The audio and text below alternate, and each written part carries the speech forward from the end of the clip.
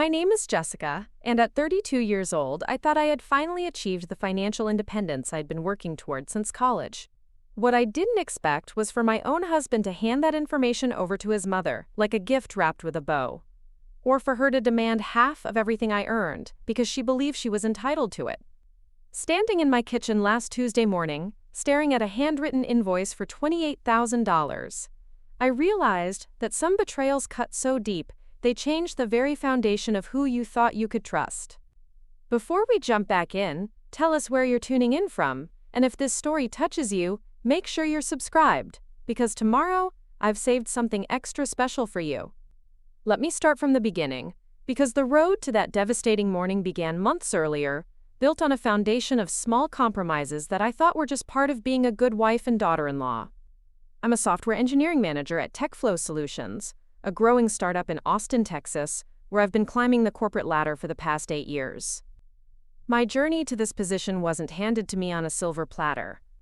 I started as a junior developer straight out of the University of Texas, working 60-hour weeks, taking on projects nobody else wanted, and constantly proving that I belonged in a field dominated by men who often assumed I was there to take notes rather than write code. My husband Marcus and I have been married for 4 years now. He's 34, a marketing coordinator at a local nonprofit focused on environmental conservation. When we first met at a mutual friend's barbecue, I was immediately drawn to his passion for making the world a better place, his easy laugh, and the way he seemed genuinely interested in my work without that glazed-over look most people got when I started talking about algorithms and system architecture. Marcus comes from what you might call old-fashioned family values, though I've learned that sometimes old-fashioned is just code for the women should know their place.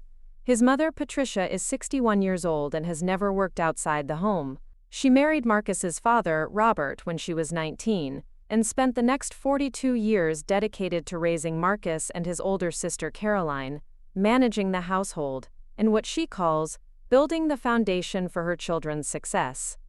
Patricia lives in a sprawling ranch house about 20 minutes from our apartment, the same house where Marcus grew up. It's decorated with family photos spanning decades, awards from Marcus's high school football days, and Caroline's college graduation pictures. Every surface tells the story of a mother who made her children the center of her universe, and who expects that devotion to be reciprocated with unwavering loyalty and, as I would soon discover, financial compensation. Robert passed away 3 years ago from a sudden heart attack, leaving Patricia with a comfortable but not extravagant widow's pension and the house that's now too big for one person. Since his death, Patricia has become increasingly involved in Marcus's life, calling daily, dropping by unannounced, and inserting herself into decisions that I believed should be made between husband and wife. Our apartment is a cozy 2-bedroom place in South Austin. Nothing fancy but perfect for a young couple building their life together. We have a small home office where I sometimes work remotely, a kitchen that gets great morning light, and a living room where we host game nights with friends. It's the kind of space that reflects our combined personalities, my tech gadgets, and Marcus's collection of vintage environmental posters, our shared love of cooking, and his impressive vinyl record collection. The income disparity between Marcus and me has always been a sensitive topic, though I tried to handle it delicately. As a software engineering manager, I earn significantly more than he does working at a nonprofit. My annual salary is $96,000, while Marcus brings home $38,000. In the tech world, my salary is actually quite reasonable for someone with my experience and management responsibilities, but compared to Marcus's nonprofit work, it creates an imbalance that we've navigated with what I thought was maturity and mutual respect. We split household expenses proportionally rather than equally, with me covering about 70% of our rent, utilities, and groceries. Marcus handles his own student loans, car payment, and personal expenses, while I manage my higher costs of living and my aggressive savings plan. I've been putting away money for a house down payment, something I've dreamed about since starting my career, imagining a place with a real office, a garden where I could grow vegetables, and enough space to host Thanksgiving dinner for our families. Marcus has always seemed comfortable with this arrangement, often expressing gratitude for my financial contributions and occasionally joking that he married up in the salary department. I appreciated his lack of ego about it, especially since I'd heard horror stories from female colleagues whose partners felt threatened by their success. Marcus would brag to friends about my promotions, encourage me to negotiate for raises, and seem genuinely proud of my achievements. What I didn't realize was how much information he was sharing with his mother about our financial situation. The first hint of trouble came about 6 months ago during a family dinner at Patricia's house. We were gathered around her dining room table, the same one where Marcus had done homework as a child, eating Patricia's famous pot roast and listening to her update us on neighborhood gossip.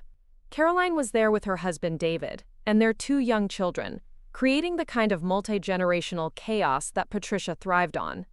During a lull in conversation, Patricia turned to me with that pointed look she reserved for topics she considered important. "Jessica, honey, Marcus tells me you got another promotion at work." "That's wonderful news." I smiled politely, accustomed to Patricia's way of gathering information through seemingly innocent comments. "Thank you, Patricia. I'm really excited about the new responsibilities. And I suppose that comes with a nice salary increase too," she continued, her tone casual but her eyes sharp. Marcus jumped in before I could respond. "Mom, Jess is basically running the entire engineering team now. The company would fall apart without her." I felt a flush of pride at his words, grateful for his support, but also slightly uncomfortable with the direction of the conversation. Money wasn't something I enjoyed discussing in detail, especially not with my mother-in-law who had never earned a paycheck herself. "Well, that's just wonderful," Patricia said, though something in her expression suggested she was calculating rather than celebrating. "It's so important for young people to establish themselves financially. Of course, you have to remember that success doesn't happen in a vacuum. Behind every successful person is a foundation of support and sacrifice." At the time, I interpreted her comment as a general observation about family support, perhaps even an acknowledgement of Marcus's encouragement of my career. I thanked her for the sentiment and steered the conversation towards safer topics like Caroline's children and their upcoming school activities. But that dinner planted a seed that would grow into something much more problematic over the following months. The next incident occurred during our Christmas visit. Patricia had outdone herself with decorations, turning her house into a winter wonderland that rivaled department store displays. The smell of cinnamon and pine filled the air, and Christmas music played softly in the background as we exchanged gifts around her enormous tree. Marcus and I had decided to be generous with gifts that year, partly because my recent promotion had given us more disposable income, and partly because I wanted to show appreciation for his family's acceptance of me. I bought Patricia a beautiful cashmere scarf, and preparing and narrating this story took us a lot of time. So if you are enjoying it, subscribe to our channel. It means a lot to us. Now, back to the story. Matching gloves from Nordstrom, while Marcus got his mother a high-end kitchen stand mixer she'd been coveting. As Patricia unwrapped the mixer, her eyes lit up with genuine delight. "Oh, this is perfect! I've wanted one of these for years. You two are so generous." "Jessica picked it out," Marcus said, giving me credit. "She remembered you mentioning it at Thanksgiving?" Patricia's expression shifted slightly, a shadow crossing her face so quickly I almost missed it. "Well, of course she can afford to be generous, can't she? With that big salary of hers." The comment hung in the air like smoke from a snuffed candle. Caroline and David exchanged glances, and even Marcus looked uncomfortable. I forced a smile and changed the subject, but the moment stayed with me long after we'd driven home that evening. "Did you tell your mom how much money I make?" I asked Marcus as we got ready for bed that night. He paused in the middle of brushing his teeth. "Not exactly. I mean, I might have mentioned the promotion and the general range. Why?" It just felt like she was making some kind of point about my salary at dinner. It made me uncomfortable. Marcus rinsed his mouth and turned to face me.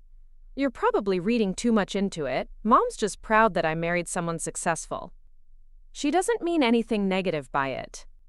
I wanted to believe him, and for a while I managed to convince myself that Patricia's comments were harmless, perhaps even complimentary in her own way. But the uncomfortable moments continued to accumulate like small stones in my shoe. During a spring visit, Patricia commented on my new laptop bag, noting that it must be nice to afford designer accessories.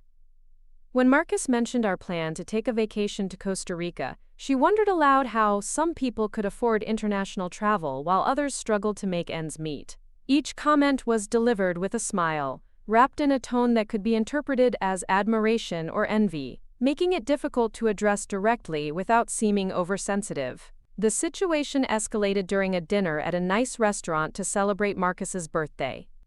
I had chosen the place, made the reservation, and planned to pick up the check as my gift to him. It was an upscale Italian restaurant downtown, the kind of place we might go for special occasions but not weekly date nights. As we reviewed the menu, Patricia made a show of studying the prices. My goodness, these entrees are expensive. $32 for chicken? I could feed a family of 4 for that price at home. It's a special occasion, Mom, Marcus said gently. Jessica wanted to treat us somewhere nice for my birthday. Oh, I'm not complaining, Patricia replied quickly. It's lovely that Jessica can afford to treat everyone. I'm just saying that when Robert and I were your age, we had to be more careful with money. But then again, we were living on one income while I raised our children. The implication was clear, though unstated. While Patricia had sacrificed potential earnings to focus on family, I was selfishly pursuing career success and accumulating wealth that she seemed to believe should be shared more broadly. I excused myself to the restroom, needing a moment to compose myself before responding to her veiled criticism. When I returned to the table, the conversation had moved on, but I noticed Patricia watching me with a calculating expression that made my stomach tighten. After dinner, as we walked to our cars, Patricia pulled me aside while Marcus was helping Caroline load her children into their car seats. Jessica, dear, I hope you don't mind me saying this, but I've been thinking about your success lately, she began, her voice taking on a confidential tone. It's wonderful that you're doing so well in your career, truly it is. But I can't help wondering if you fully appreciate the foundation that made it possible. I stared at her, unsure where this conversation was heading. I'm not sure I understand what you mean, Patricia. Well, Marcus is such a supportive husband, isn't he? Always encouraging your career, taking care of things at home, so you can work those long hours, being understanding when you have to travel for business. That kind of support doesn't happen by accident. It comes from the way a man is raised, the values that are instilled in him from childhood. Marcus is very supportive. I agreed carefully. I'm grateful for that. And where do you think those qualities came from? Patricia continued, her eyes never leaving mine. Do you think he just naturally knew how to be a good husband? Or do you think perhaps someone spent 26 years teaching him respect, responsibility, and how to treat a woman right? The question felt like a trap, and I struggled to find a response that wouldn't escalate the situation. I think Marcus is a good person with a kind heart, I said finally. Patricia smiled, but it didn't reach her eyes. He is a good person. Because I made sure he would be. Every lesson in kindness, every value about treating people fairly, every skill he uses to support your career, those came from the foundation I built for him. I sacrificed my own potential career, my own dreams, to make sure my children would grow up to be successful partners and parents. I understand that parenting requires sacrifice, I replied, though I was beginning to sense that this conversation was building toward something I wouldn't like. I'm glad you understand, Patricia said, her tone warming slightly. Because I've been thinking that successful people have a responsibility to acknowledge the contributions that made their success possible. When someone benefits from the foundation others built, shouldn't there be some recognition of that investment? Before I could ask what kind of recognition she had in mind, Marcus approached, having finished helping Caroline with the children. Ready to head home? He asked, oblivious to the tension that had built between his mother and me. Of course, sweetheart, Patricia said, instantly shifting back to her public persona. Thank you again for the lovely dinner, Jessica. It was very generous of you. As we drove home that night, I replayed the conversation in my mind, trying to understand what Patricia had actually been suggesting. The phrase recognition of that investment stuck with me, carrying implications that I didn't want to fully consider. Your mom said something interesting to me tonight. I mentioned to Marcus as we stopped at a red light. Oh? What was that? I hesitated, not sure how to explain the conversation without sounding paranoid. She was talking about the foundation she built for you and how successful people should recognize the contributions that made their success possible. Marcus glanced at me curiously. That sounds like Mom. She's always been proud of the way she raised Caroline and me. I think she feels a little lost sometimes since Dad died, like her life's work isn't appreciated anymore. Do you think she expects something from me? Some kind of recognition? Like what? You're always polite to her, you include her in things, you're generous with gifts. What more could she want? I couldn't answer that question, but the unease Patricia's words had created continued to grow over the following weeks. I found myself analyzing her comments more carefully, watching for signs of expectation or entitlement in her interactions with me.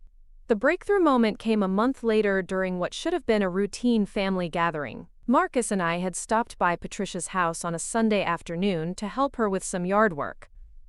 While Marcus was outside trimming hedges, I was inside helping Patricia organize some of Robert's belongings that she was finally ready to sort through. We worked in comfortable silence for a while, boxing up clothes for donation and setting aside items that held special meaning. Then Patricia pulled out a folder of financial documents and began explaining her situation in more detail than she'd ever shared before. Robert left me comfortable but not wealthy, she said, spreading bank statements and insurance papers across the kitchen table. The house is paid off, thank goodness, and I have his pension plus Social Security. But money doesn't go as far as it used to, and I worry about the future. I made appropriate sympathetic noises, understanding that the transition from married life to widowhood included financial anxieties along with emotional ones. It's not just about me, though, Patricia continued. I think about all the years I invested in building this family, all the sacrifices I made to ensure Marcus and Caroline would be successful.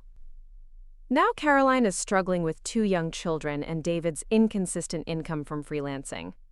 And Marcus, bless his heart, chose a career that serves humanity but doesn't pay particularly well.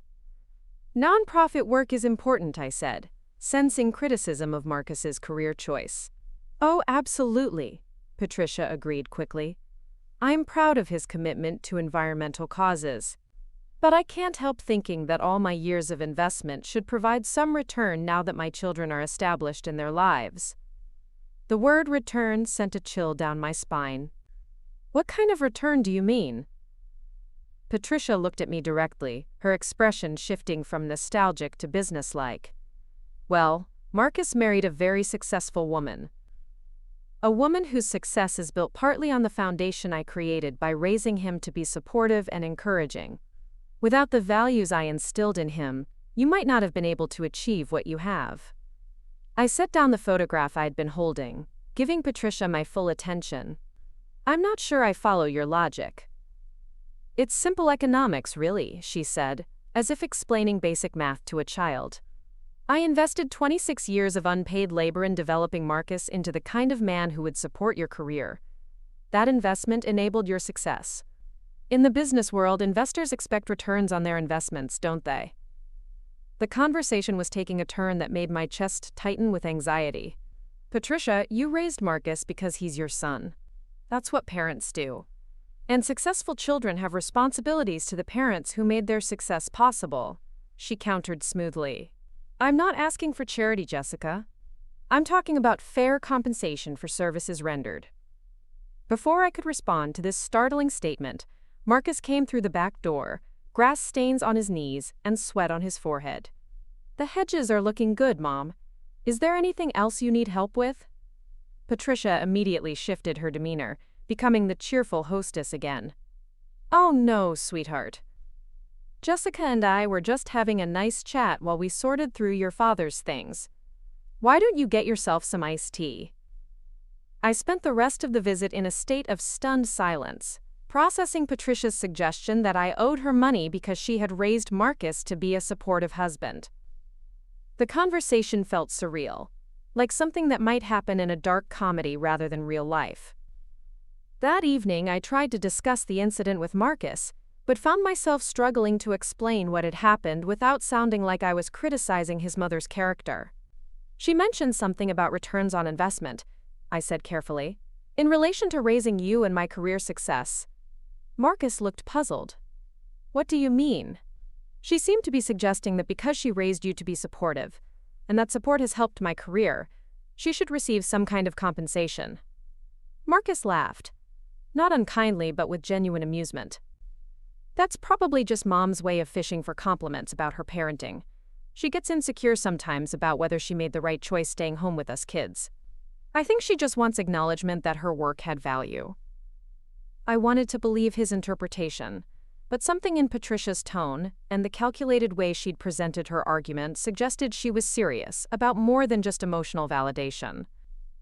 Over the next few weeks, I paid closer attention to Patricia's comments and behavior, looking for patterns I might have missed before.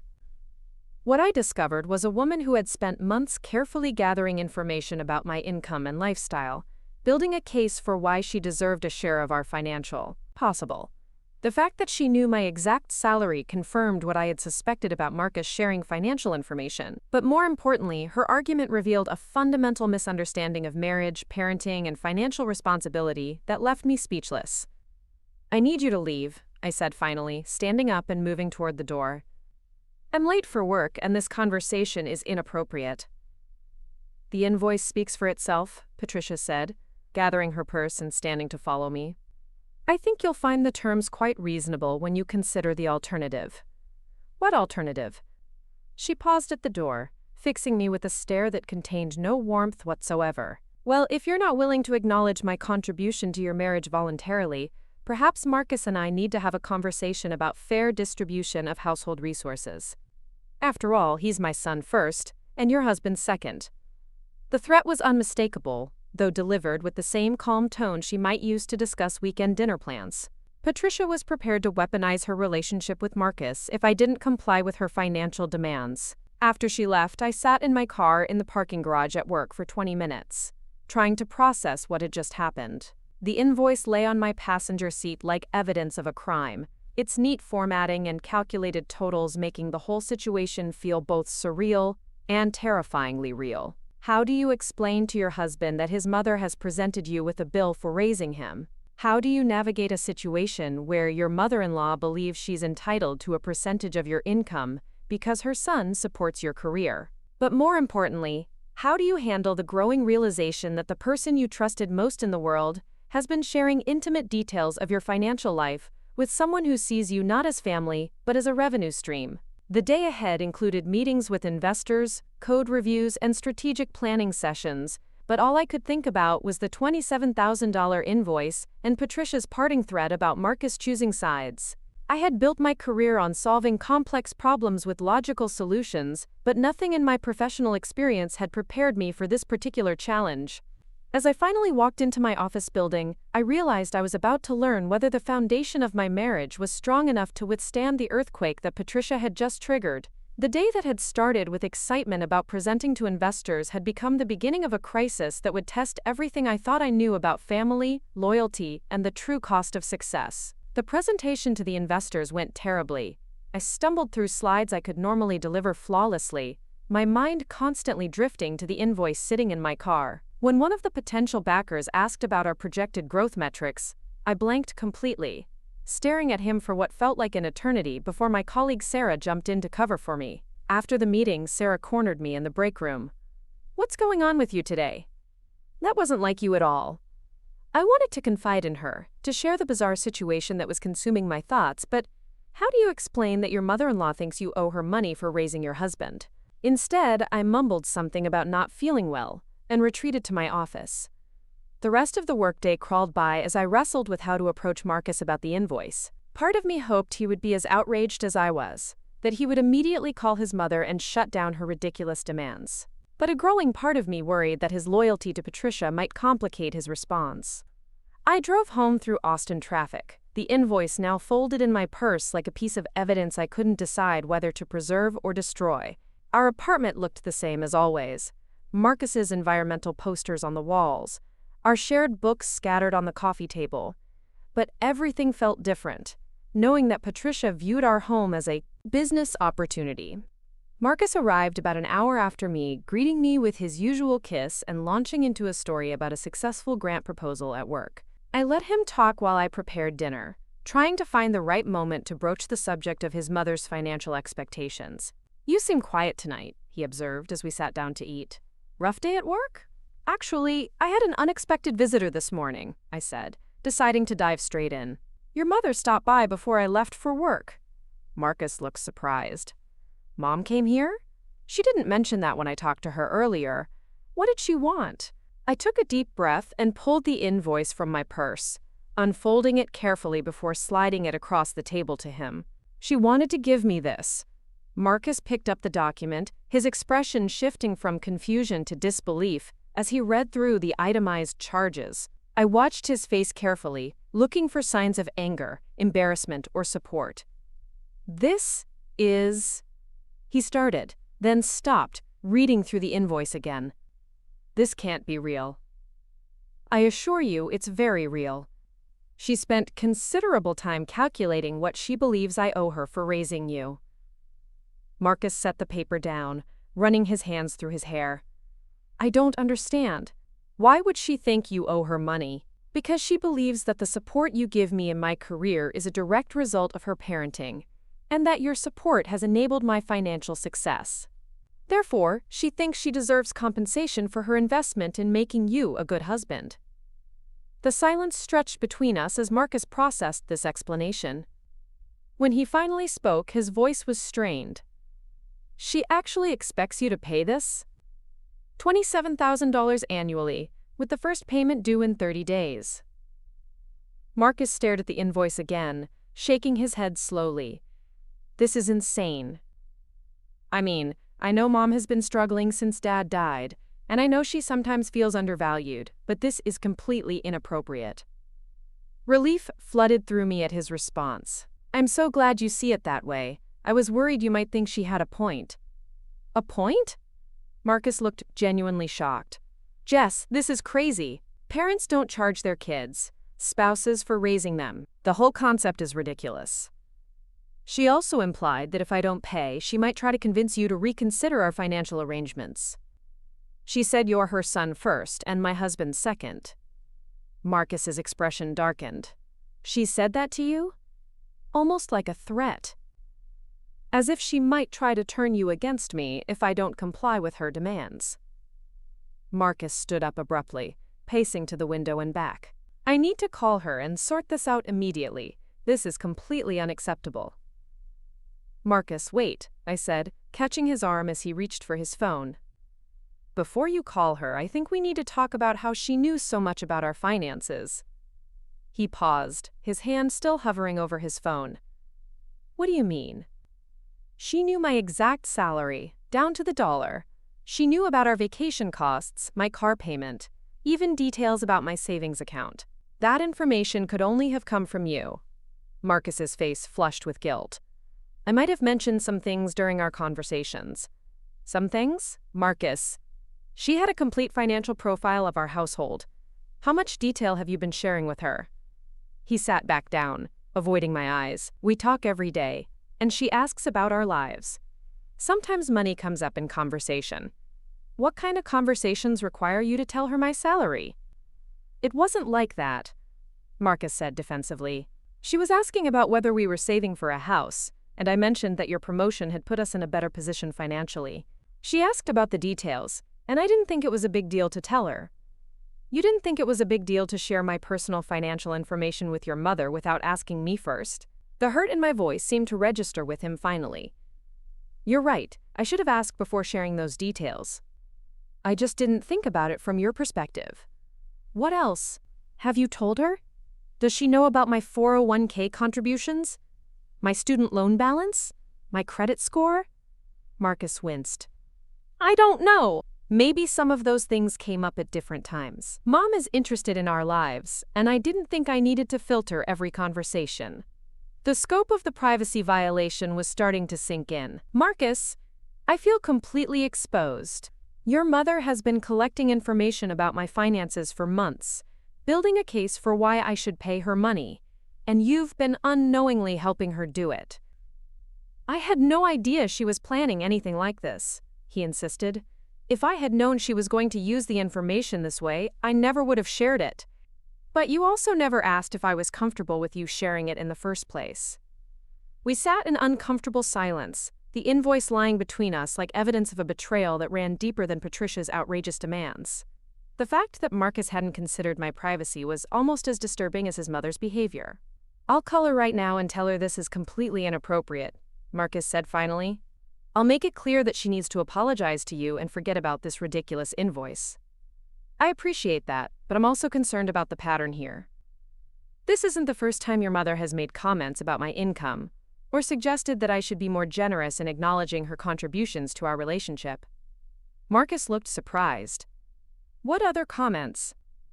I recounted the various incidents over the past months, from Patricia's remarks about my designer accessories to her pointed observations about expensive restaurants. As I spoke, I could see Marcus beginning to recognize a pattern he had previously dismissed as harmless.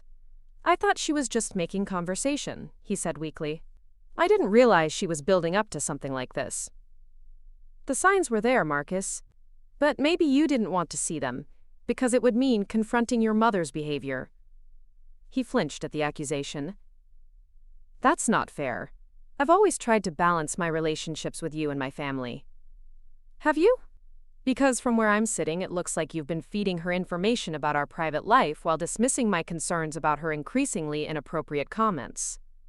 Marcus stood up again, agitation clear in his movements. "So what do you want me to do? Cut off contact with my mother because she said some things that made you uncomfortable?" "I want you to establish boundaries. I want you to protect our privacy and our marriage from outside interference. And I want you to recognize that your mother's behavior toward me has been building toward this moment for months.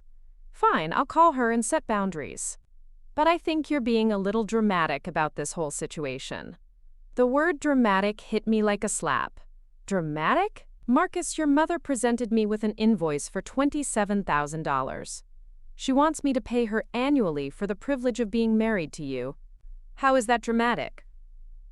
"I just mean that she's obviously going through something difficult since Dad died. Maybe she's not thinking clearly and this is her way of feeling valued again." I stared at him, realizing that even in the face of such outrageous behavior, Marcus was still making excuses for his mother.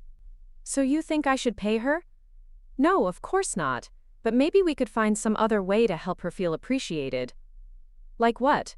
A monthly retainer for raising you? A commission on my salary increases?" "That's not what I meant." "Then what did you mean?" "Because it sounds like you're suggesting I should accommodate her demands in some way, rather than shutting them down completely." Marcus sank back into his chair, looking defeated. "I don't know what I mean. This whole situation is crazy, and I don't know how to handle it." His confusion and conflict were understandable, but his inability to immediately and completely reject his mother's behavior was deeply troubling. I had expected outrage, not negotiation. "Marcus, I need you to understand something. This isn't about your mother feeling undervalued or going through a difficult time. This is about her believing she has a financial stake in our marriage. That's not something we can accommodate or compromise on. I know that. I'll talk to her and make it clear that she needs to drop this whole thing." "And you'll stop sharing details about our finances with her?" "Yes. I'll be more careful about what information I share." "More careful isn't enough. I need you to completely stop discussing our personal financial information with anyone, including your mother, unless we agree to it together first." Marcus nodded reluctantly. "Okay. I can do that." But something in his tone suggested that he saw this as an overreaction rather than a necessary boundary. The conversation felt incomplete, like we were addressing the symptoms rather than the underlying problem. Marcus called Patricia that evening while I was in our bedroom, supposedly giving him privacy but actually listening to his end of the conversation through the thin walls. What I heard was disappointing but not surprising. "Mom, I got the invoice you gave Jessica this morning. No, I don't think it's reasonable." "Because parents don't charge their children's spouses for raising them. I understand you feel undervalued, but this isn't the way to address that." She's upset, and rightfully so. "No, we're not going to pay it. Mom, you need to apologize to her and drop this whole thing. I know you invested a lot in raising me, but that's what parents do." The conversation continued for nearly an hour, with Marcus's voice becoming increasingly strained. When he finally hung up, I could hear him pacing in the living room for several minutes before coming to bed. "How did it go?" I asked as he climbed under the covers. "She's upset. She feels like you're turning me against her and that you don't appreciate everything she's done for our family." "What did you tell her?" "I told her the invoice was inappropriate and that she needed to apologize to you. I also told her I wouldn't be sharing details about our finances anymore." "And?" Marcus sighed heavily. "She said she was just trying to establish a fair arrangement that would help secure her retirement while acknowledging her contributions to our success. She doesn't understand why you're taking it so personally." "Taking it personally? She wants me to pay her money, Marcus. How else should I take it?" "I know. I told her that, but she kept saying that successful people have responsibilities to the people who help them succeed, and that family should take care of family." The conversation revealed exactly what I had feared. Patricia wasn't backing down, and Marcus wasn't able to completely shut down her demands. Instead, he was caught in the middle, trying to mediate between his mother's unreasonable expectations and my reasonable boundaries. "Did she apologize?"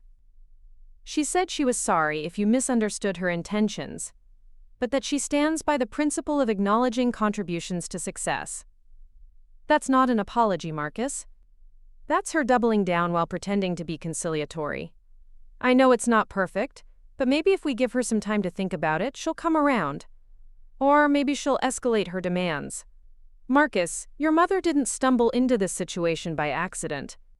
She spent months planning this approach, gathering information, and calculating what she thought she could extract from me.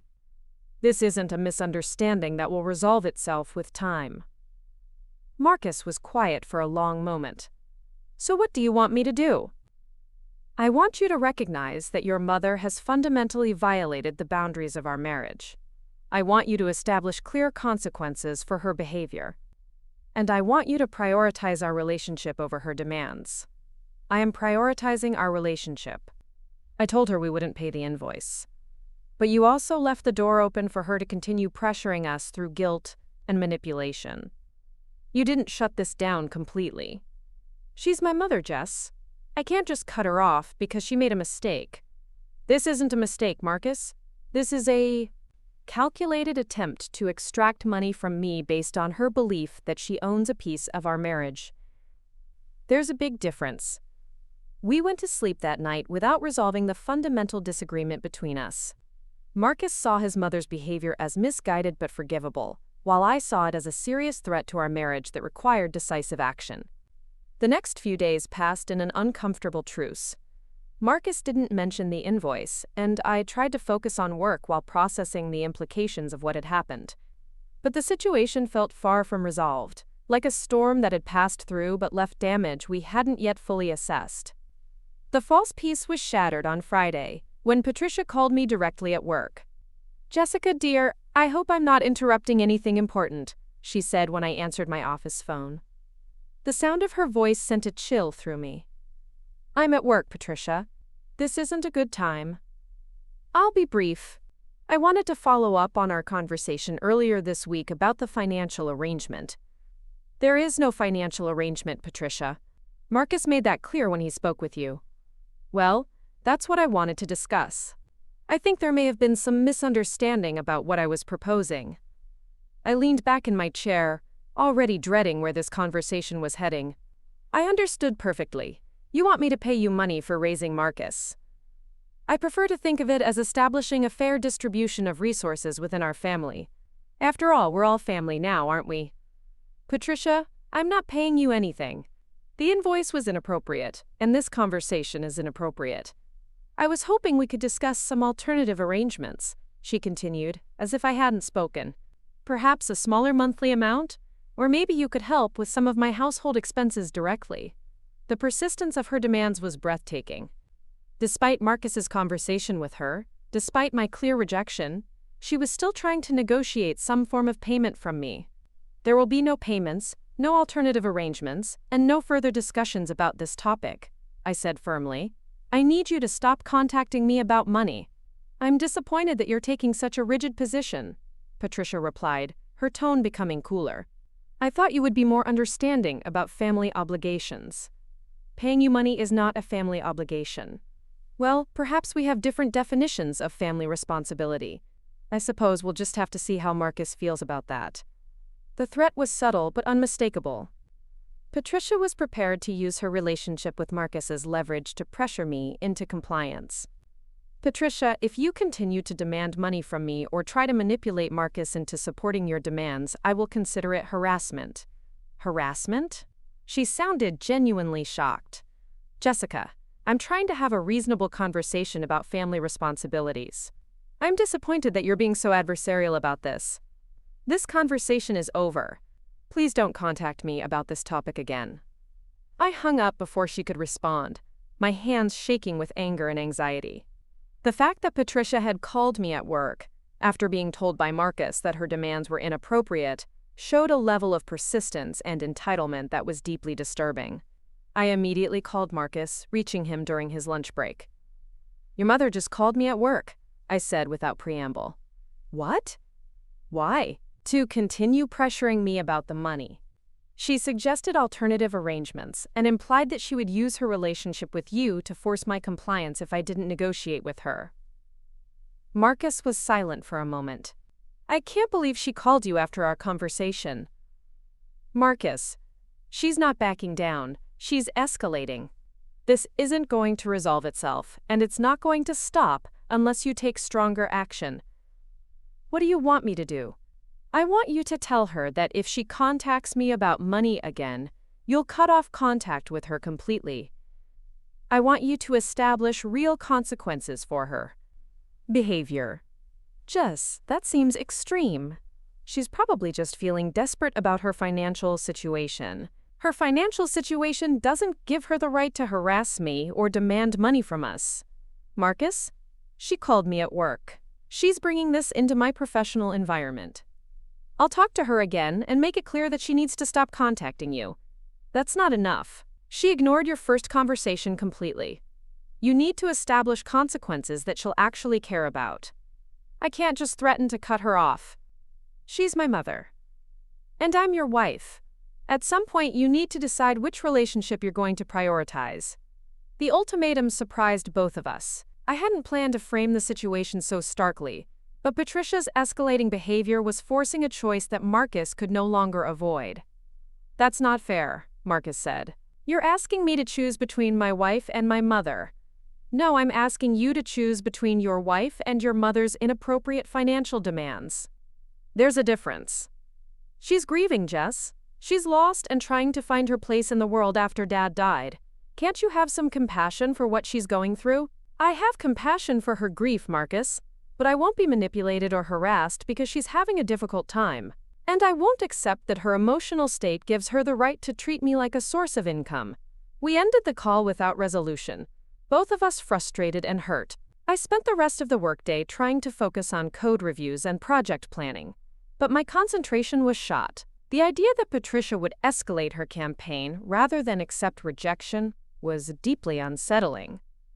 That evening, Marcus seemed distant and conflicted. We ate dinner in relative silence, both of us avoiding the elephant in the room. Finally, as we were cleaning up, Marcus spoke. "I've been thinking about what you said today, about establishing consequences for Mom's behavior." I looked up hopefully. "And? I think you're probably right that she won't stop unless I take a stronger position, but I'm struggling with how to handle this without destroying my relationship with her." "Marcus, she's the one putting your relationship at risk by refusing to respect boundaries. You're not destroying anything by protecting our marriage." "I know that logically, but emotionally it's more complicated. She's been the most important person in my life for 34 years. The idea of cutting her off, even temporarily, feels impossible." I understood his conflict, but I also felt a growing sense of isolation. My husband was torn between supporting me and protecting his mother, while I was dealing with harassment and financial demands that he seemed unable to fully reject. "What if we tried a different approach?" Marcus suggested. "What if we offered to help her in some other way? Maybe we could contribute to her household expenses occasionally, or help her find some part-time work to supplement her income." I stared at him in disbelief. Marcus, are you seriously suggesting that we accommodate her demands by giving her money in a different format? I'm suggesting that we address the underlying problem, which is her financial insecurity, without validating her inappropriate approach. The underlying problem isn't her financial situation, Marcus. It's her belief that she's entitled to my money because she raised you. Giving her money for any reason validates that belief. But if it solves the problem, it doesn't solve the problem. It teaches her that harassment and manipulation work, and it sets a precedent for future demands. What happens when she decides she deserves a raise? Or when she thinks we should buy her a new car? Where do you draw the line? Marcus looked defeated. I don't know. I just know that I can't stand the idea of my wife and my mother being in conflict like this. Then you need to end the conflict by establishing clear boundaries with your mother. This isn't a situation where compromise is possible, Marcus. Either you support her demands or you reject them completely. There's no middle ground. The weekend brought a temporary reprieve from the crisis, but the tension between Marcus and me continued to simmer. We went through the motions of our normal weekend routine, grocery shopping, doing laundry, spending time with friends. But the unresolved conflict cast a shadow over everything. On Sunday afternoon, while Marcus was out playing basketball with friends, Patricia showed up at our apartment again. This time, when I opened the door, she looked different. Gone was the polished confidence she had displayed when delivering the invoice. Instead, she appeared vulnerable and slightly desperate. Jessica, I hope you don't mind me stopping by. I really think we need to clear the air between us. Against my better judgment, I let her in. She sat on our couch, the same spot where she had presented the invoice. But her demeanor was completely different. I've been thinking a lot about our situation, she began, and I realized that maybe I didn't communicate my intentions clearly. I remained standing, keeping physical distance between us. Your intentions seemed pretty clear to me. I think you misunderstood what I was trying to accomplish. This was never about taking advantage of you or being greedy.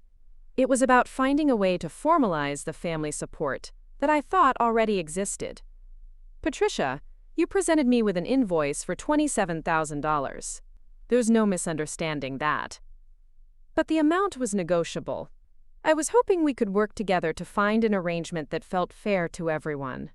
The fact that she was still talking about negotiation and arrangements showed that she fundamentally didn't understand why her approach was inappropriate.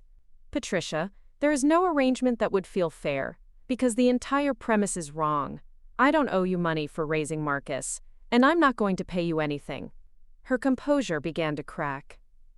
You don't understand what it's like to sacrifice everything for your children and then watch them build lives that don't include you.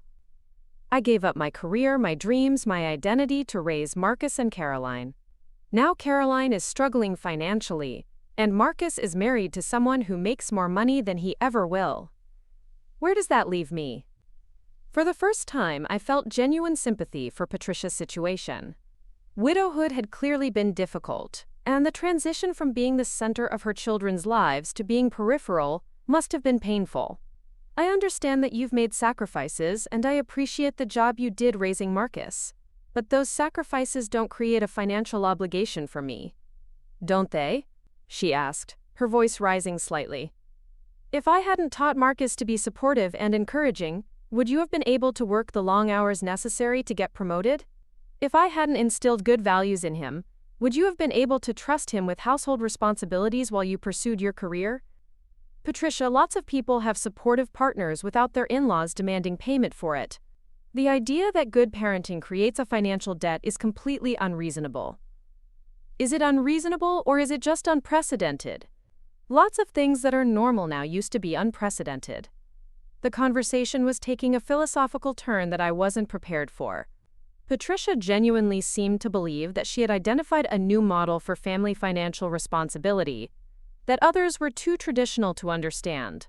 Let me ask you something, she continued. If you hired a life coach to help you develop better relationship skills, you would pay them, right? If you hired a counselor to help you communicate more effectively with your spouse, that would cost money too. I provided those services to Marcus for 26 years, along with countless other forms of support that directly benefit your marriage. Why is it unreasonable to expect acknowledgement of that value? The argument was more sophisticated than I had expected, but it was still fundamentally flawed. Because you weren't providing those services to me, Patricia, you were raising your son. The fact that he turned out to be a good husband doesn't create a business relationship between us. But you're the one benefiting from my work, she insisted. Without my investment in Marcus's development, your life would be very different. And without my parents' investment in my development, Marcus's life would be very different too. Should he be paying them for raising someone who contributes to the household income? Patricia paused, clearly not having considered the reciprocal nature of her argument. That's different. How is it different? Because Marcus isn't the primary breadwinner. You are. The family's financial success is dependent on your career, which is supported by Marcus's character, which I developed. The conversation was becoming circular, with Patricia returning to her central argument that my success was somehow derived from her parenting. No matter how I approached the topic, she couldn't seem to understand why her reasoning was flawed. Patricia, I need you to understand something very clearly. I will not be paying you money, in any amount, for any reason related to raising Marcus. I need you to stop asking, stop calling me about it, and stop trying to negotiate alternative arrangements. Her expression hardened again. And I need you to understand that Marcus is my son, and my relationship with him existed long before you came into the picture. If you force him to choose between us, you might not like the result. The threat was more direct this time, and it sent a chill through me. Are you saying you'll try to turn Marcus against me if I don't pay you? I'm saying that sons have obligations to their mothers, and those obligations don't disappear just because they get married. If you can't understand that, then maybe you're not the right person for my son. The mask had finally come off completely. Patricia wasn't just asking for money. She was questioning my worthiness as Marcus's wife and threatening to undermine our marriage if I didn't comply with her demands. I think you should leave now, I said, moving toward the door. I'm not trying to be your enemy, Jessica.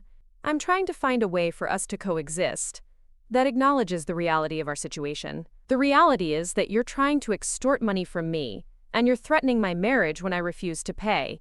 That makes you my enemy by definition. Patricia gathered her purse and stood to leave, but paused at the door for one final comment. You might want to consider whether the principle you're fighting for is worth the damage it could do to your marriage. Pride is expensive, Jessica. Sometimes it costs more than money. After she left, I sat in my living room feeling like I had just been through a psychological battlefield. Patricia's visit had clarified several important things. She wasn't going to stop demanding money, she was prepared to escalate her tactics, and she viewed our conflict as a competition for Marcus's loyalty that she intended to win. When Marcus returned from basketball, he found me sitting in the same spot, staring at the wall where his environmental posters hung. The familiar images of forests and rivers suddenly looked like artifacts from a simpler time when our biggest concern was whether to recycle the pizza boxes from date night. How was your game? I asked, trying to sound normal. Good, we won 3 games in a row. He paused, studying my expression. Are you okay? You look upset. Your mother stopped by while you were out. Marcus's face immediately tensed. What did she want this time?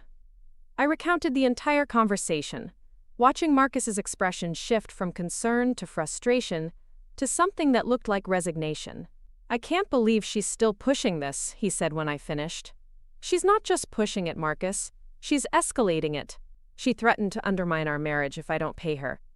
She threatened? What? She said that if I force you to choose between us, I might not like the result. She questioned whether I'm the right person for you, and suggested that sons have obligations to mothers that supersede their marriages. Marcus sank into the chair across from me, looking exhausted. I'll call her right now and tell her she's crossed a line. Marcus, calling her isn't enough anymore. She's ignored every conversation you've had with her so far. She came to our home today and threatened our marriage. This has gone beyond inappropriate into something much more serious. What do you want me to do? I want you to tell her that if she contacts me again about money, or if she tries to interfere in our marriage in any way, you'll cut off contact with her completely. And I want you to mean it. Marcus was quiet for a long time, his internal conflict visible in his expression. Finally, he spoke. If I do that and she calls my bluff, I might lose my mother forever. And if you don't do that, you might lose your wife. Patricia has made this a choice, Marcus.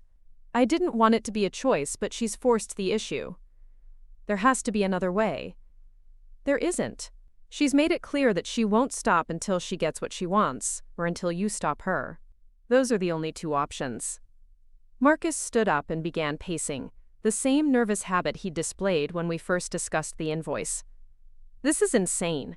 6 months ago, we were a normal family. Now I'm being forced to choose between my wife and my mother over money. This isn't really about money, Marcus. It's about control and boundaries, and whether Patricia gets to dictate the terms of our marriage. The money is just the weapon she chose to use. I know that. I just wish there was a way to fix this without destroying relationships. The relationship between Patricia and me is already destroyed. The question now is whether she's going to be allowed to destroy our marriage too. Marcus stopped pacing and looked at me directly. What if I don't handle this the way you want? What if I can't bring myself to threaten to cut her off? The question hung in the air between us, heavy with implications. Then I guess we'll find out how much influence she really has over you. Are you saying you'd leave me? I'm saying I won't live in a marriage where your mother gets to harass me for money and threaten our relationship while you stand by and let it happen. I deserve better than that, Marcus. The ultimatum was out in the open now, and we both knew that the next few days would determine the future of our marriage. Marcus would either choose to protect our relationship by establishing firm boundaries with his mother, or he would choose to preserve his relationship with Patricia at the expense of our marriage. As we went to bed that night, I realized that the invoice had been just the beginning of a much larger crisis. Patricia's demands had exposed fundamental questions about loyalty, boundaries, and the balance of power in our marriage that we had never fully addressed. The woman who had raised my husband believed she owned a piece of our marriage, and she was prepared to fight for it. The only question remaining was whether Marcus would fight back or surrender our future to preserve his past. Marcus called in sick to work the next morning, something he had never done in the 4 years I'd known him unless he was genuinely ill. I found him sitting at our kitchen table with his phone in his hands, staring at it like it contained the answer to an impossible equation. "I've been trying to figure out what to say to her," he said without looking up. "Every conversation I imagine ends badly." I poured myself coffee and sat across from him, noting the dark circles under his eyes that suggested he'd slept as poorly as I had. Maybe that's because there is no good way to handle this situation. Sometimes you have to choose the option that causes the least damage, not the one that makes everyone happy. But what if I'm wrong? What if cutting her off pushes her over the edge? She's been fragile since Dad died, and losing me too might destroy her completely. Marcus, your mother isn't fragile. She's calculating. Fragile people don't spend months gathering financial intelligence and creating professional invoices. They don't threaten marriages when they don't get their way. He finally looked at me, his expression tortured. She's still my mother. The woman who sat with me when I had nightmares, who taught me to ride a bike, who worked 3 jobs to pay for my college when Dad's business was struggling. And she's also the woman who's trying to extort money from your wife and threatening to destroy your marriage if she doesn't get it. People can be both things, Marcus. Good parents can still behave badly as adults. Marcus set his phone down and rubbed his face with both hands. I keep thinking about what she said yesterday, about sons having obligations to their mothers. Maybe she has a point about family responsibility. The comments sent ice through my veins. What kind of point? I mean, she did sacrifice a lot for Caroline and me. Maybe we do owe her more support in her retirement years. Support, yes. Extortion money disguised as payment for raising you? Absolutely not. Marcus, if you think there's any validity to her demands, then we have a much bigger problem than I realized. I'm not saying I agree with the invoice, he said quickly. I'm just saying maybe there's some middle ground where we help her financially without it being about payment for raising me. There is no middle ground here. Any financial support we give her now will be seen as validation of her approach. She'll view it as a down payment on future demands. Marcus stood up and began his familiar pacing routine. So what's your solution? I cut her off completely? She spirals into depression or financial ruin? And I live with that guilt for the rest of my life? My solution is that you prioritize your marriage over your mother's inappropriate demands. If she spirals, that's a consequence of her choices, not yours. Easy for you to say. She's not your mother. The comment stung because it highlighted the fundamental asymmetry in our situation. Patricia was targeting me, but Marcus was the one being asked to impose consequences. I was fighting for my marriage while he was being asked to choose between two relationships he valued. You're right, she's not my mother. But I am your wife, and supposedly that means something too. Marcus stopped pacing and looked at me with something that might have been resentment. Do you know how impossible this situation is for me?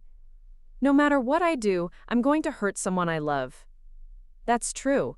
But one of those someones is trying to destroy our marriage, while the other one is trying to protect it. That should make the choice easier, not harder. You're asking me to abandon the person who shaped who I am. I'm asking you to stop the person who's trying to control who you become. We were interrupted by Marcus's phone ringing. The caller ID showed Patricia's name, and we both stared at it, as if it were a bomb that might explode. After 4 rings, Marcus answered. Hi, Mom. I could hear Patricia's voice through the phone, rapid and agitated, though I couldn't make out specific words. Marcus's expression grew increasingly grim as he listened. Slow down, Mom. What are you talking about? More urgent speaking from Patricia's end. No, I didn't know about that. When did this happen? Marcus glanced at me with a look that suggested the situation was about to become more complicated. Okay, I'll come over right away. Don't do anything until I get there. He hung up and immediately began grabbing his keys and wallet. What's wrong? I asked. Mom got a notice from her bank about her mortgage payment being late. She's panicking about losing the house. The timing felt suspiciously convenient. Marcus, didn't you say she was financially comfortable with your father's pension and Social Security? She is, but maybe something changed. I need to go help her figure this out. This feels like manipulation, Marcus. She demands money from me, gets rejected, and suddenly has a financial crisis that requires your immediate attention? Marcus paused at the door. So you think she's lying about the mortgage notice? I think the timing is suspicious. And I think you should be very careful about getting pulled into fixing a crisis that might be manufactured to manipulate you. She's my mother, Jess. Even if there's a chance she's manipulating the situation, I can't ignore the possibility that she actually needs help. Then call the bank and verify the situation before you rush over there. Marcus considered this for a moment, then shook his head. That feels too cold.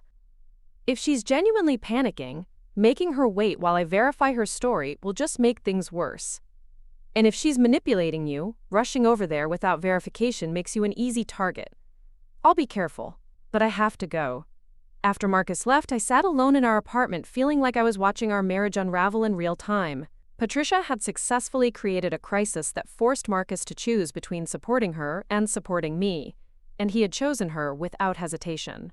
I called Sarah from work, needing to talk to someone who wasn't emotionally invested in the situation. So let me get this straight, Sarah said after I explained the whole saga. Your mother-in-law wants you to pay her for raising your husband, and when you refused, she threatened your marriage. And now she conveniently has a financial emergency that requires Marcus's immediate attention? That's the situation. And Marcus doesn't see the manipulation?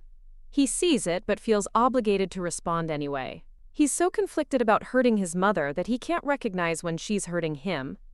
Sarah was quiet for a moment. Jessica, can I ask you something direct? Of course. Are you prepared for the possibility that Marcus might choose his mother over you? The question hit me like a physical blow, partly because I hadn't allowed myself to fully consider it. I don't know. I keep thinking that when he sees how unreasonable she's being, he'll choose our marriage. But every day he seems more torn, instead of more resolved. And if he doesn't choose your marriage, then I guess I'll know where I stand in his list of priorities. After hanging up with Sarah, I spent the day alternating between anger and grief. I was angry at Patricia for creating this situation, angry at Marcus for enabling her behavior, and angry at myself for not seeing the warning signs earlier. But underneath the anger was a deep sadness about the possibility that my marriage might not survive this crisis. Marcus returned home late that afternoon, looking emotionally drained. He found me at our home office, where I was working on a project proposal that I hoped would distract me from obsessing about our situation. "How's your mother?" I asked without looking up from my laptop. Confused and scared. The mortgage notice was real, but it turns out she'd been putting her payments into savings instead of sending them to the bank. I looked up at him sharply. "What do you mean?" "She's been so worried about having enough money for emergencies that she was setting aside the mortgage payments instead of making them. She thought she was being financially responsible, but she was actually defaulting on her loan." "That doesn't make any sense, Marcus. Your mother isn't senile. She knows how mortgages work. She's been overwhelmed since Dad died. He handled all the finances, and she's been struggling to keep track of everything." The explanation felt incomplete, but I decided not to push the issue. "So what happens now?" I wrote a check to bring her mortgage current. It was about $4,000, including late fees and penalties. I stared at him. "You wrote a $4,000 check without discussing it with me first?" "It was an emergency, Jess. She was about to lose the house Dad left her." "Marcus, that money comes from our shared household account. You just unilaterally decided to give your mother $4,000 without asking me." "I didn't give it to her. I paid her mortgage to prevent her from losing her home." "The effect is the same. You took our money and solved her financial problem without my input or consent."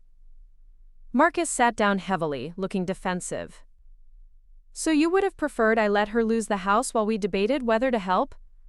"I would have preferred you call me and discuss the situation before writing a check.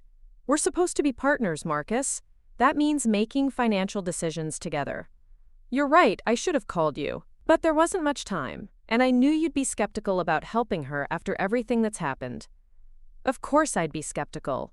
Your mother has been demanding money from me for weeks, and suddenly she needs financial rescue? The timing is incredibly suspicious." "You think she deliberately defaulted on her mortgage to manipulate me?" "I think it's possible. Or I think she created a crisis through careless financial management, and then used it as an opportunity to test whether you'd prioritize her needs over our marriage." Marcus shook his head. "That's a very cynical way to interpret the situation. And your interpretation is dangerously naive. Marcus, your mother has shown you exactly who she is over the past few weeks.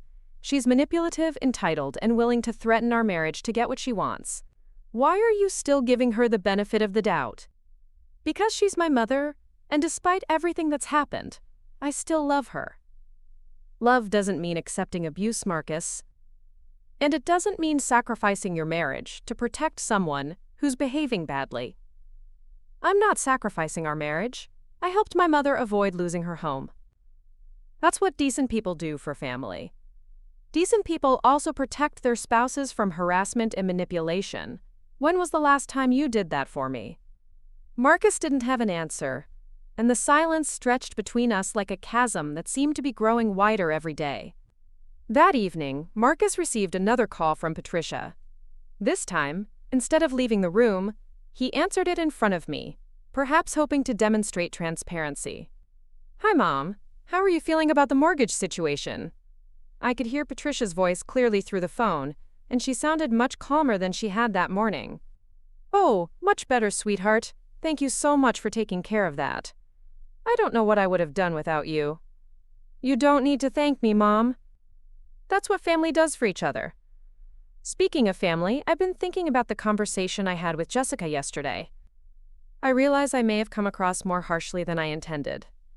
Marcus glanced at me hopefully. "What do you mean?" "Well, I don't want there to be any bad feelings between us. Jessica is important to you, and that makes her important to me. Maybe we can find a way to move past this misunderstanding." "I'd like that, Mom. What did you have in mind?" "I was thinking we could all sit down together and discuss this like adults. Maybe there's a way to address everyone's concerns without anyone feeling attacked or unappreciated." Marcus looked at me with raised eyebrows, silently asking if I'd be open to such a meeting. I shook my head firmly. "I don't think Jessica is ready for that conversation yet, Mom. She's still pretty upset about the whole situation." "Well, perhaps if she understood my perspective better, she'd be more open to finding a solution." "I'm not the villain here, Marcus. I'm just a mother trying to secure her future, while acknowledging the contributions I've made to my children's success. The fact that Patricia was still framing her demands as reasonable showed that she hadn't backed down at all. The supposed olive branch was just another manipulation tactic. "Mom, I think you need to accept that Jessica isn't going to pay you money for raising me. That whole concept is just too foreign to her." "Is it foreign to you?" Patricia asked pointedly. Marcus hesitated, and in that hesitation, I heard the seeds of our marriage's destruction. "I understand your perspective, Mom. I know you sacrificed a lot for Caroline and me. And do you think those sacrifices should be acknowledged in some meaningful way?" Another pause. "I think they should be appreciated, yes.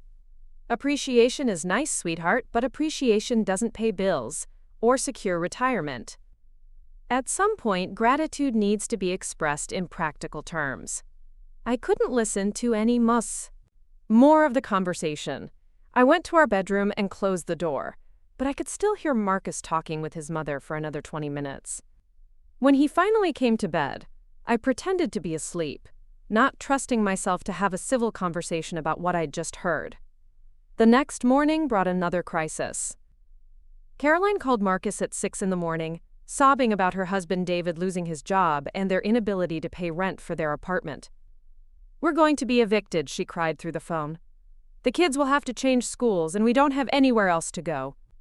Marcus immediately offered to help, promising to transfer money to Caroline's account within the hour.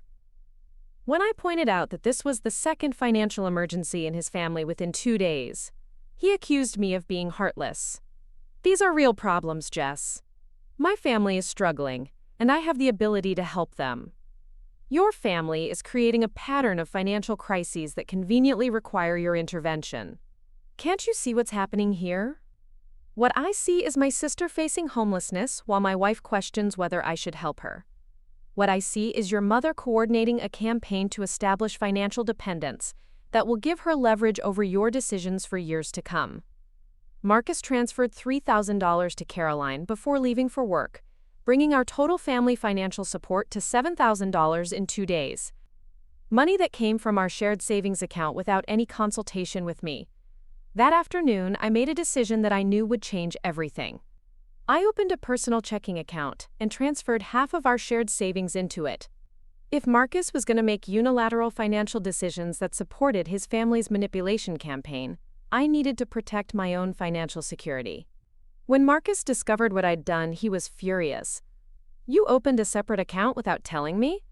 You gave away $7,000 without asking me. I figured we were done making financial decisions together. That's completely different. I was helping family members in crisis. And I'm protecting myself from a husband who's more committed to rescuing his family than protecting his marriage. So now you don't trust me with money? I don't trust you to prioritize our future over your family's manufactured emergencies." The fight that followed was our worst yet. Marcus accused me of being selfish and unsupportive of his family relationships. I accused him of being manipulated and controlled by his mother. We both said things that couldn't be taken back, and by the end of the conversation we were sleeping in separate rooms. The separate sleeping arrangements continued for a week, during which Patricia called daily with updates on various concerns and worries. Her car was making strange noises and might need expensive repairs. Her insurance premiums were increasing, and she wasn't sure she could afford them. The plumbing in her house was acting up, and she might need to call a professional. Each call was framed as sharing her worries with her son, not asking for money, but the subtext was clear. Patricia was establishing a narrative of ongoing financial need that would justify continuous support from Marcus. Meanwhile, Caroline called every few days with updates on David's job search and their ongoing struggles. She was grateful for Marcus's help, but worried about making rent next month if David didn't find work soon. I watched Marcus being slowly drawn into his family's financial orbit, each crisis creating a precedent for the next one. What had started with Patricia's outrageous invoice was evolving into a more subtle but equally problematic pattern of financial dependence. The breaking point came when Patricia called with news that she had decided to refinance her house to access equity for, quote, financial security. She wanted Marcus to co-sign the loan since her income alone wasn't sufficient for approval. "It's just a formality," Patricia explained, The house has enough equity to cover the loan easily, and it will give me access to Wanshul's cash for emergencies. Marcus agreed to co-sign without discussing it with me, and I realized that our marriage had reached the point of no return. By co-signing Patricia's loan, Marcus was legally binding our household to his mother's financial decisions for the next 30 years. That evening, I sat Marcus down for what I knew would be our final conversation about this issue. "I need you to understand something clearly," I began. "If you co-sign that loan for your mother, I'm leaving." Marcus looked shocked. "You're threatening divorce over a loan?" "I'm not threatening anything. I'm stating a fact. If you legally bind our household to your mother's financial decisions without my consent, our marriage is over." "You're being dramatic again." "No, Marcus, I'm being realistic. Your mother has successfully manipulated you into becoming her financial safety net, and now she wants to make that arrangement legally binding. I won't be married to someone who prioritizes his mother's demands over his wife's financial security. She's not making demands. She's asking for help during a difficult time. She's creating a system of financial dependence that will control your decisions for decades, and you're letting her do it because you can't bear the thought of disappointing her." Marcus was quiet for a long time, and I could see him struggling with the choice he could no longer avoid. "What if I don't co-sign the loan?" he asked finally. "That would be a start. But at this point, I also need you to establish clear boundaries with your mother about financial requests, and to stop giving money to your family without discussing it with me first." "And if I can't do that?" "Then you've chosen your family of origin over your marriage, and we both need to accept the consequences of that choice." Marcus stood up and walked to the window, staring out at the street where we had imagined building our future together. "I never wanted it to come to this," he said quietly. "Neither did I, but your mother forced this choice, and now you have to make it. If I choose you, I lose my relationship with my mother forever. If you choose her, you lose your relationship with me forever. But only one of us is asking you to choose, Marcus. I never demanded that you cut off your family. Your mother is the one who made this an either-or situation." That night, Marcus called Patricia and told her he wouldn't co-sign the loan. The conversation lasted for over an hour and ended with Patricia hanging up on him in anger. "She said I'm choosing money over family," Marcus told me afterward. "She said she's disappointed in the man I've become and that Dad would be ashamed of me. How do you feel about what she said?" "Hurt, angry, but also relieved somehow. For the first time in weeks, I don't feel like I'm being pulled in different directions. That's because you made a choice instead of trying to avoid one. She also said she's cutting off contact with me until I come to my senses. I'm sorry, Marcus. I know that's painful." "It is. But I realize now that she wasn't giving me a choice anyway. She was just allowing me to choose how to comply with her demands. The period that followed was difficult for both of us. Marcus grieved the loss of his relationship with his mother and struggled with guilt about their estrangement. I dealt with my own complex emotions about being the catalyst for a family rupture. Even though I knew it had been necessary, Caroline initially continued calling Marcus for financial support, but when he explained that he could no longer provide money without discussing it with me first, she became hostile and accused me of turning him against his family. Eventually, those calls stopped as well. The silence from Marcus's family was actually a relief. For the first time in months, we could focus on rebuilding our marriage without external interference. Marcus began therapy to work through his complicated feelings about family loyalty and boundaries. I started individual counseling as well, needing help processing the trauma of being targeted for financial exploitation by someone who was supposed to be family. Slowly, we began to reconnect as a couple. Marcus apologized for not protecting me from his mother's harassment and for prioritizing family peace over my well-being.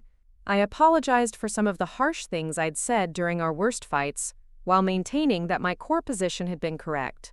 We established new financial boundaries and decision-making processes to prevent future unilateral choices. We also discussed what we would do if Marcus's family members experienced genuine emergencies versus manufactured crises.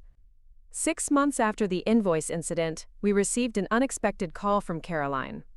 David had found a new job, they were financially stable again, and she wanted to apologize for the way she had treated me during the family conflict. "I didn't understand what Mom was doing to you," Caroline said during our conversation. I thought you were just being difficult about helping family. But after living through several months of her manipulating me about money, I realize how awful that must have been for you." Caroline explained that Patricia had begun making similar demands on her, suggesting that David's job loss was an opportunity for Caroline to acknowledge the investment Patricia had made in her upbringing. When Caroline refused to pay, Patricia had created a series of financial emergencies that required Caroline's help. "She used the same tactics on me that she used on Marcus," Caroline said. "Guilt, manipulation, threats to cut off contact. I finally had to tell her I wouldn't give her any more money, and now she's not speaking to me either." The conversation with Caroline provided validation that I had been right about Patricia's manipulative behavior, but it also made me sad that she had targeted both of her children for financial exploitation. A year later, Marcus and I were stronger than we had ever been. The crisis had forced us to communicate more honestly, establish clearer boundaries, and prioritize our marriage in ways we hadn't before. We had learned to recognize manipulation tactics and to make decisions based on our values rather than guilt or obligation. Patricia never apologized for her behavior, and she maintained her position that her children owed her financial support for raising them. She eventually attempted to reconcile with Marcus, but only on the condition that he acknowledge her right to financial compensation for her parenting. Marcus declined, choosing to maintain the boundaries we had established rather than return to the cycle of manipulation and crisis that had characterized their relationship. The experience taught me that family relationships aren't automatically healthy just because they're family, and that protecting your marriage sometimes requires making difficult choices about toxic people, even when those people are relatives. It also taught me that financial transparency in marriage is crucial, and that sharing personal financial information with family members can create opportunities for manipulation and exploitation that can destroy relationships. Most importantly, I learned that standing up for yourself isn't selfish, even when it forces other people to make uncomfortable choices.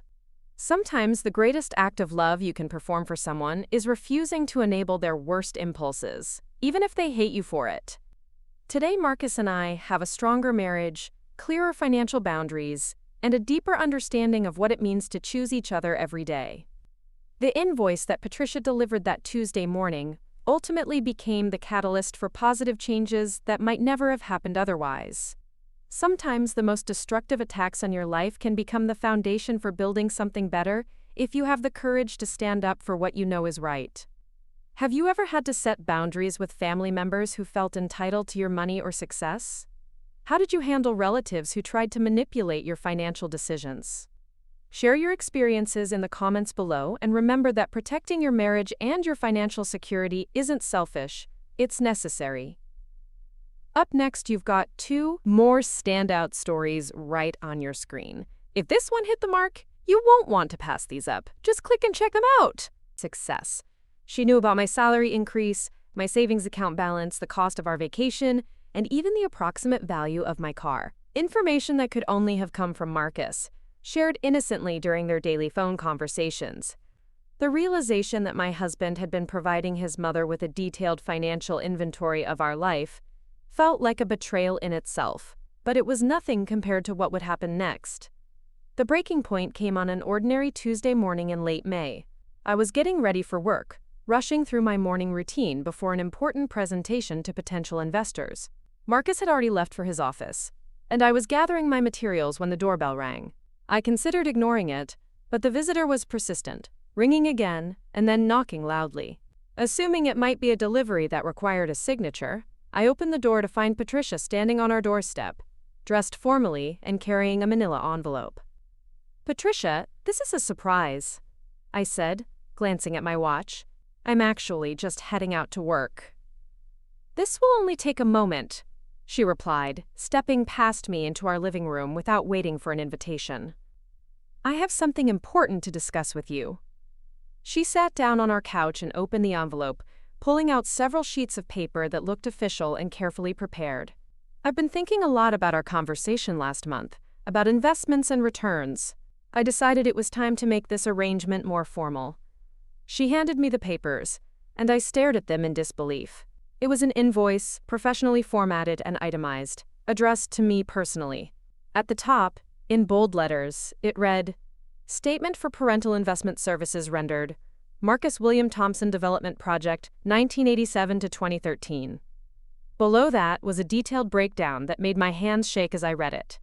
At the bottom of the invoice, in smaller print, was a note. Payment represents fair compensation for parental investment that directly enabled recipient's career advancement through marriage to properly raised spouse. Payment plan available for qualified applicants. I read the document 3 times before the full magnitude of what Patricia was asking hit me. She wanted me to pay her over $27,000 annually for the privilege of being married to the son she had raised. Patricia, I said, my voice barely above a whisper, this cannot be serious. I assure you it's completely serious, she replied calmly. I spent considerable time calculating fair market rates for the services I provided. If I had charged for childcare, tutoring, counseling, and life coaching at going market rates, the total would actually be much higher. I sat down heavily, still staring at the invoice. You want me to pay you money for raising Marcus. I want you to acknowledge the investment I made that directly benefits your life and career, she corrected. Marcus didn't become a supportive husband by accident.